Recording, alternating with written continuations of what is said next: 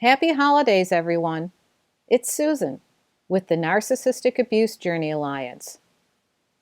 I guess I'm in a better mood this year than I was last year. Although I said that last year in my holiday video, but I think it's true. I unfortunately lost my husband 4 years ago after a valiant struggle with a rare, incurable neuromuscular disease called Friedreich's ataxia. Nick, his initials are NAJ, the birth and inspiration for the Narcissistic Abuse Journey Alliance. Nick was an empath, not a toxic narcissist.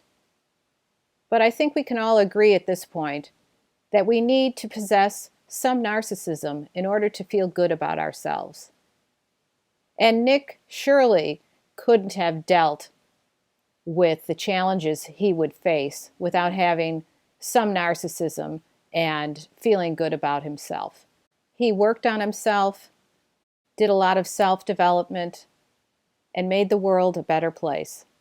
I also lost my parents over 10 years ago now in a tragic car accident. I talked to my mother on a Monday, and Thursday they both were dead. That was a huge loss also. And so I've had my share of losses. So the holidays can be a time of sadness and reflecting. And if we're not careful, we can get sucked into all the commercialism of the holidays and start to think that everybody's having a better time than we are, and everybody has a better family and better friends, and isn't everybody happy? And it just isn't so. Most people lie right through their teeth and are overextended at the holiday season. And I, for one, have simplified the holidays for myself, for now anyway. I keep everything to a bare minimum. That's how I like it. I have to say, and this is my opinion, that we need to look for the gifts, the little gifts that the universe brings to us. I had a couple of little gifts that the universe gave me this year. One was, finally, the Narkies next door moved. I did a video, The Narcissist Next Door. Take a look at that video. It'll take too long for me to go into what happened. But for those of you who watched the video, I was so pleased when I found out that they were moving. I just know that the universe had my back all the time on that one. Now, they didn't tell me they were moving. I sort of heard through the grapevine. I kept a civil distance from them, especially wife Narky. And it paid off. I was always friendly to her, but, I kept her at an arm's length.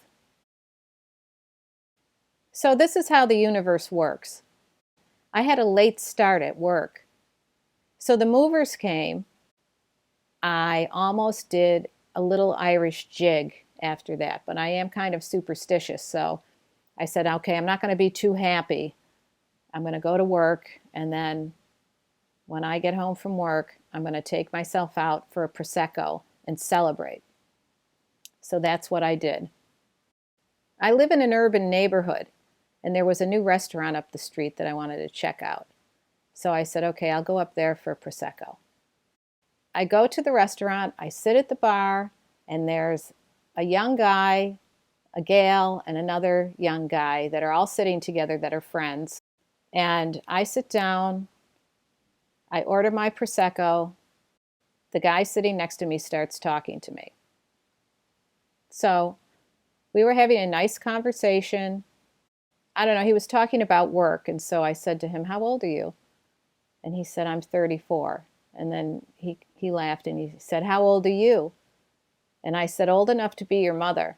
And then he laughed again. And he goes, really? You're so cute and adorable. And I thought, oh, this is another gift. I am just hitting the jackpot today. I do get it, why older men like younger women. I get that. But I had to laugh in that moment. He was probably a narcissist. But anyway, we were having a nice conversation. Then at one point, the young woman sitting next to him leaned over and said, "You've been talking to her all night." I laughed to myself and I said, "Wow, this is another gift. She's jealous of the old lady." And I'm not sure what the relationship was. She was out with these two guy friends, so I don't know if I don't think she was going with this guy. I mean, obviously he wasn't into her if he's talking to me, or if he's a narky, then he was just being rude. But anyway, they left after a while, and I walked home. And when I got home, I stood in the living room, and I just had to laugh to myself. I said, this was a good day. These were two gifts. The narkies next door moved, and my husband sent me a message that maybe I still got it. And I just have to look at it that way. That when I went out to celebrate, and I think it was a message from my husband saying, "Listen, you're going to be okay. You just keep doing what you're doing, and everything will fall into place." I'm a firm believer that there is always a ray of light in a difficult situation. Don't let the holidays get you down. Look for what's going right in your life, and always look for that ray of light, because it's there. Sometimes it's hard to see it, but it's there. Believe that the universe has your back, because it does. I kept the narcissist next door at a civil distance, and it paid off. I've been overwhelmed many times since my husband died, and I've got my blinders on half the time, not getting pulled into other people's drama. It's very important, and especially around the holidays. You have to stay focused.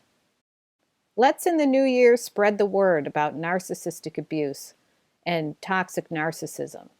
Not too many people really know about it or know what it is. And we need to raise public awareness. In the new year, start looking for all the little gifts that show up in your life.